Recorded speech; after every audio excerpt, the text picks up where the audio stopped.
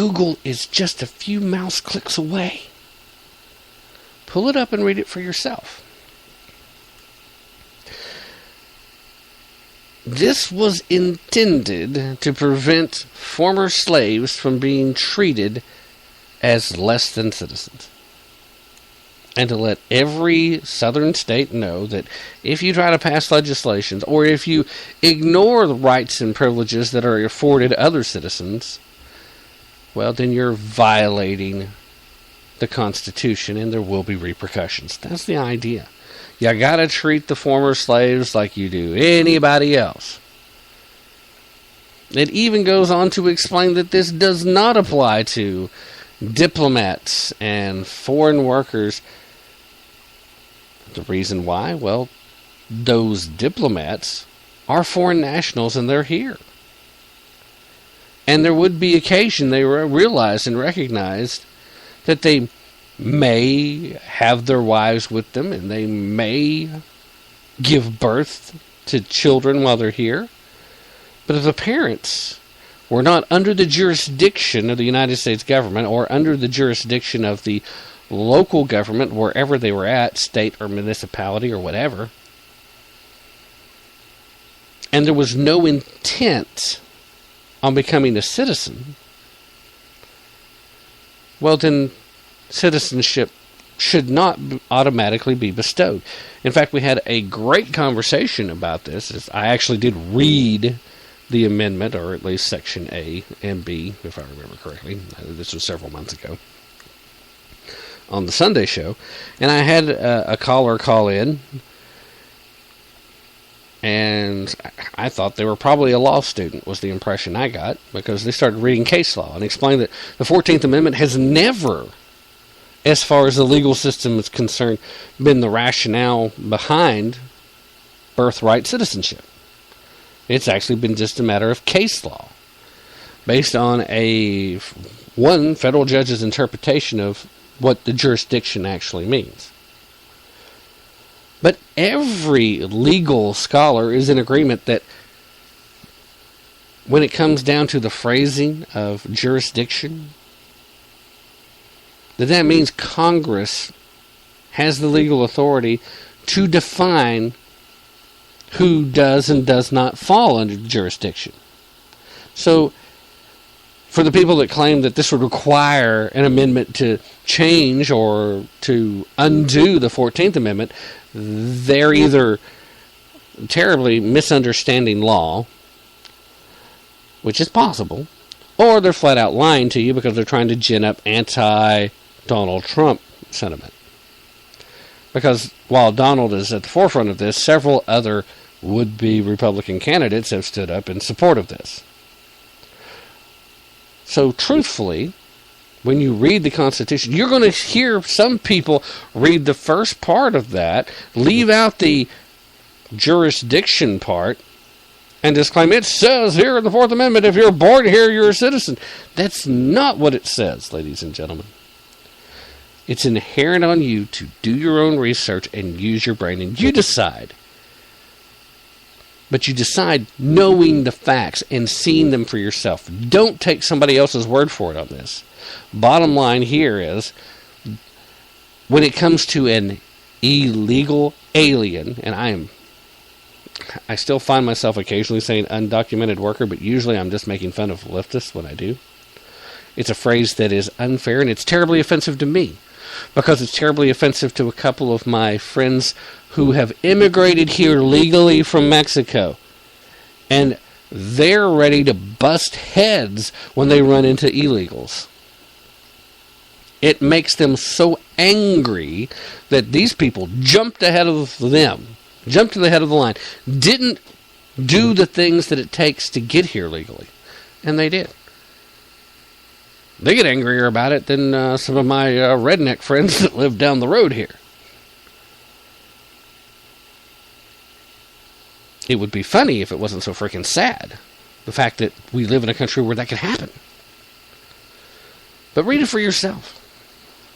The truth of the matter is, if you're an illegal, if you don't have documentation, if you don't have a legal status, then you still owe an allegiance to your citizenship from whatever country you did come. So you are not fully and completely under the jurisdiction of the United States. So then if you come here and have a child here, as the Constitution's 14th Amendment reads right then and there, just having the child there does not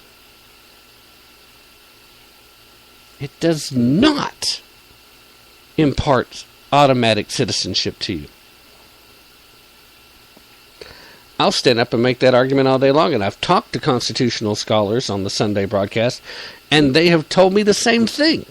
Even ones that are a little left-leaning, and I don't normally have too many of those on the show, but I do occasionally try to keep it balanced. And I've had callers call in from leftist, well, not leftist so much, but they think of themselves as progressive. I tend to think they probably are just adopting the word and don't realize that the progressives are a nasty group.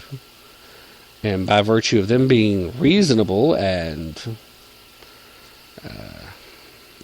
I guess, cordial, and being willing to discuss calmly the topics with somebody that's a little more conservative, they're not really progressives. They may be classic liberals, but they're not progressive. Because progressives are all about shouting you down. At any rate, the bottom line is as it reads, without interpretation and looking at case law, as it sits, I'll make the argument all day long. An illegal doesn't have legal status here. Without the citizenship here, they are still fully citizens of another country. As such, and with no legal standing here, they do not fall completely under the jurisdiction of the United States. It can only be extended in so much as they are criminally present within our borders and are subject to our immigration laws. That is the extent of the jurisdiction the United States has over them. So if you are here illegally and you have a baby, the 14th Amendment doesn't promise crap to you. And it has been a matter of case law, and I wish for the life of me I could remember the case. It was in California. I can't think of it right now. I actually did have that in front of me a little while ago, and unfortunately my computer crashed, and I haven't been able to pull that back up yet. But the truth of the matter is, no matter what anybody else is telling you, the 14th Amendment does not automatically guarantee you citizenship just because you're born here, especially if your parents are foreign nationals. But whether you accept my argument of the jurisdiction, which is clearly says that, or not, it is clear that Congress can legally define who does and does not fall under its jurisdiction. So it would not require another constitutional amendment to change the 14th Amendment or to add a new amendment to nullify it, repeal it, or anything of that nature. The 14th Amendment would still be just as binding if Congress simply passes a law that gets signed into law. You got to pass a bill, and the president's got to sign it. And that'd be good enough. So Donald Trump is right on this. Ted Cruz is right on this. Ben Carson is right on this. I'm sure several others have jumped in to some degree or another. And as long as they're saying birthright citizenship is not guaranteed by the 14th Amendment, they are telling you the truth. But, as I've already said several times, and I'm very fond of saying, don't take my word for it. Definitely don't take their word for it. Be prepared to put in a little effort. Do your own research. Use your brain. And always be prepared to have to work just a little bit if you really want to dig beneath the surface and tap into the truth. That's going to be it for tonight, everybody. Thanks for listening. Hope you're ready to join me again Sunday. Remember, this upcoming Sunday, it's going to be great.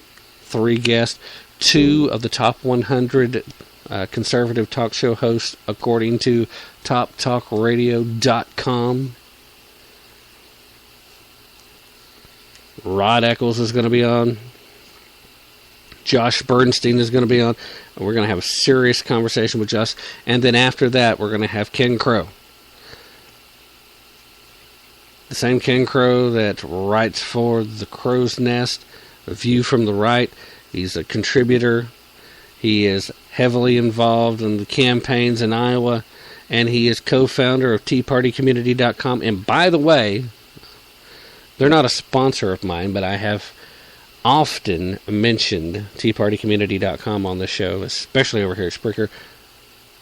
If you're conservative and you like Facebook, but you want to find a social media outlet that they're not going to criticize you for being conservative, you're not going to have to put up with a whole bunch of the insanity of the trolls from the lefty loons that like to attack you on Facebook, then please, if you haven't already, check out TeaPartyCommunity.com. I think you'll like it. I'm over there. Have been for a while. I was one of the earlier members, and I have enjoyed it the entire time I've been there. And like I said, if you're looking for links to check out Sunday's show live, please don't forget, 3 p.m. Eastern Time, we'll be getting started. And it's going to be a great show. These guys are going to be informative. We're going to talk about the hottest stories of the week with Rod. We're going to talk about Hillary Clinton, the email server scandal with Josh. And we are going to talk about why so many Tea Party folks seem to be flocking to Donald Trump when Ken joins us. And like I said, Ken has promised possibly having a surprise extra guest come on with him. So we'll see what happens. I'm looking forward to it. I'm actually excited, and I hope you'll join us. That's live Sunday, 3 p.m. Don't be afraid to join us late, but guess what? You can find the podcast after the fact, too. I'll be posting links to that like crazy. Check out TapIntoTheTruth.com. Check out Tap Into the Truth Facebook page. Follow us on Twitter. Follow me on Twitter, personally, if you like. You can check out my personal Facebook page, too. Love to get feedback. Love to hear from you guys. Want to know what you're doing. And like I said, I'm out of here tonight, guys. Going to play a couple of songs, laying it out. First of all, Miracle from my friend Cash Islo. And then the typical sign out of It's Not Goodbye. Because it's not goodbye. It's just see you soon. In fact, I'll see you Sunday. I'm out.